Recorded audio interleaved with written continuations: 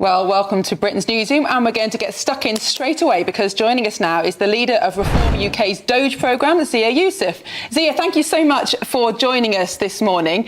You must be delighted by the start of this Labour conference. It is being completely driven by Reform's policy agenda.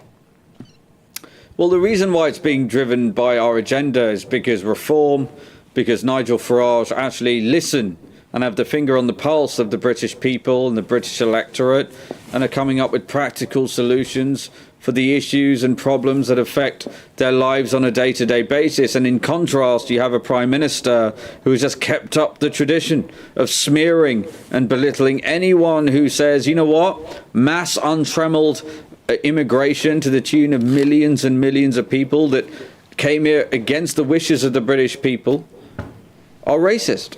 And the fact that this continues is actually almost beyond belief, but actually is very believable when you place it into context, because there was a Survation poll done by Sky, which showed that the majority of Labour members, the majority of the people at that Labour conference of which you speak, want Keir Starmer to resign. Those are the people Keir Starmer is talking to when he refers to anyone who raises legitimate concerns about immigration as being racist. Zia, I pull you up on what Reform UK's policy is when it comes to scrapping indefinite leave to remain for non-EU citizens? What is Reform's policy on people coming from Hong Kong, let's say, or Ukraine, who have been given specific rights to come to the United Kingdom under specific refugee status schemes? Yeah, sure. So let's address those in turn. For people who came here from Hong Kong on what's known as a BNO, O being overseas territory visa, those people, a significant percentage of them would qualify for that renewal of the work visa that we're talking about. We're talking about introducing a 5-year renewable visa. For those that don't, there will be a humanitarian route available to them. And I want to be clear as well, there will be a path, there will continue to be a path, of course, for people to become naturalised British citizens. In terms of the Ukrainians, there isn't a path. Those visas do not have a path to ILR, actually at the request of the Ukrainian government, no less. So those people are not in any way subject to the policy we're talking about. But let's be clear about this. Last year alone, people watching this programme had to pay £9 billion last year alone in the form of taxes to pay for universal credit welfare payments for people who are foreign nationals, and that number is going to balloon over the coming 5 to 10 years as a result of this Boris wave. The 3.8 million people who came to this country, despite Boris telling everyone he was going to reduce immigration, he instead turned on the afterburners, and there is an enormous cost to that. The cost of that is hundreds of billions of pounds. It is unconscionable, absolutely unacceptable to expect the people watching this programme to have to shell out to pay for those people to live off the state for the rest of their lives, which is what happens when you grant them indefinite leave to remain. So our policy is simple. We expect, and Nigel Farage, if he's Prime Minister, he will expect migrants to pay their way, speak English, and not commit crime. The fact that Keir Starmer thinks such a policy is racist says far more about him than it does about the British people. Now, you make the point that a huge proportion, more than half of the migrants who've come over here under the so-called Boris waves are not net contributors. They're earning less than the median salary. But the fact is that many of those people are working in essential jobs for the NHS, for example. They're maybe earning low salaries and therefore getting their salaries topped up by universal credit and other benefits. But nevertheless, they are performing essential roles. Some people are concerned that if they were all forced to leave in a very short space of time, it would cripple the NHS and social services. What's your response to that? My response to that is, in our policy announcement, we explicitly introduced the concept of an acute skills shortage visa. These are visas that would be issued to people who are fulfilling functions that have a national critical role, and the people you're talking about would fulfill that. But here's what Reform are going to do differently, that for some insane reason has not happened for decades in this country. For every single one of those visas that are issued to fulfill an acute skills shortage, a commensurate accelerated training place must be created for a British person to ultimately fulfill that role. And in doing so, what happens is that short-term foreign labour that is needed to be brought in to fill those roles ultimately breeds long-term capacity. We've had the opposite in this country. We have 6.5 million people.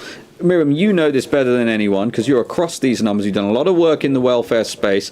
6.5 million British people currently claiming out of work benefits, only a third of whom are even actively seeking work. One of the reasons why this is the case is because business has the ability to turn on the taps to unlimited, dirt cheap foreign labour. And we have a message for business. We are pro-business, we want business to thrive, but we are putting them on notice. If the British people see fit to deliver a reform majority at the next general election, and Nigel's the Prime Minister, the era of unlimited, dirt-cheap foreign labour to undercut British workers is over. Well, Zia, speaking of business confidence, Rachel Reeves, the Chancellor, is expected to use her speech at Labour Party conference to claim that Nigel Farage, if he was Prime Minister, would go on a borrowing spree, disrupt the labour markets and rip up an EU-UK trade deal, unfunded spending commitments. How much business confidence do you think there will be in a reform UK government, considering what the Chancellor is expected to say? Rachel Reeves talking. I'm sorry, I'm genuinely finding it difficult not to just laugh because Rachel Reeves has been spending money like a drunken sailor. Look at the cost of borrowing. Look at 30-year British gilts. They've reached multi-decade highs, much higher than they were even during Truss's prime ministership. We have a Chancellor who spends money like a drunken sailor, whacks it on a credit card. And here's the crazy thing. British people's lives are getting demonstrably worse as a result of that spending. What Reform are about is saying, listen, we're going to get government spending under control. We're going to cut out the enormous amounts of waste, the crazy numbers of billions of pounds, for example, spent in quangos, the tens of billions of pounds spent on net zero at the behest of this insane net zero religion that so many in Westminster seem to be in hock to. We're going to reduce that spending. Nigel will deliver well north of £100 billion of cuts ahead of the next general election. We will lay those out for the British people and financial markets to see, and in turn we will then reduce the tax burn commensurately, I want to stress this, commensurately and in an orderly fashion, commensurately with those cuts, to start to allow British people to breathe again and to allow people to keep more of their money and to stop this insanely profligate government from wasting it. One of the main reasons for that growing deficit is, of course, the state pension and also unfunded public sector pensions. It's also causing quite a lot of generational strife between younger people who think they'll never ever get a state pension or a funded pension. The other two main parties have committed to keep the triple lock. What's Reform's policy on that? Nigel's already said that what we're currently doing is we're looking at it. Nigel's reserved his position on it. I will say this too, Miriam. Reform is the only party of the parties with a realistic shot of government next time around who actually has pretty even support cross-generationally. The Tories basically have no support below 40 years old, and the Labour Party have virtually no support above 40 years old. Reform are polling at 23% even amongst 16 and 17-year-olds, and that goes all the way up to awesome pensioners who have done so much for this country and pretty commensurate throughout. So one of the major social contracts that needs to be repaired in this country, Miriam, is the social contract between the younger generations and the older generations. Reform are the only party with a realistic shot of doing that. And this is one of the key reasons why we've announced this immigration policy. Our young people, over a third of our young adults, are still living at home with their parents. This is a catastrophic failure to launch because young people can't even afford to rent a home anymore. Forget about buying a home. That used to be something to aspire to. Now simply moving out of your parents' home into rented accommodation is beyond the realms of achievement for so many British young people. This is a catastrophe, and simply shipping in, opening up our borders, allowing dirt cheap foreign labour to come in and undercut those young people is simply unfair, and Reform will not tolerate it. Okay, Leader of Reform UK, Doge, Zia Yusuf, thank you for joining us. Well, joining us now from the Labour Party conference in Liverpool is GB News presenter Andrew Pearce. Andrew, lovely to see you. You've made it out of Paddington. What's the mood like at the Labour conference there in Liverpool? I've got to say, it's bleak because they are shell-shocked at the unbelievable collapse in support for the Labour Party. There's never been such a fast, rapid decline in support in the polls for a governing party, particularly, Miriam, one that won with a landslide just 14 months ago. A poll yesterday showing Keir Starmer the most unpopular Prime Minister since records began back in 1977. I think his approval rating is minus 67%. That's even more unpopular than Liz Truss was at the height of her problems, and she only lasted 49 days. So Labour activists are baffled, they're confused, they think that the Labour leader is pushing too close to Nigel Farage, and then we get him saying yesterday that summer reforms policies are racist. We're going to get the Home Secretary today announcing tougher rules on migration. There are so many conflicting signals here because I think the truth is they just don't know how to deal with the reform surge, and it is reform that is dominating every single meeting you go to, every fringe meeting. They're talking about the threat from Nigel Farage. Nobody, it has to be said, are talking about the leader of the opposition, Keir Starmer, and the Conservative Party. It's all about reform and how Labour deal with it. Andrew, have you spotted Andy Burnham anywhere at the fringe events today? I suppose he's probably getting a bit of attention as well.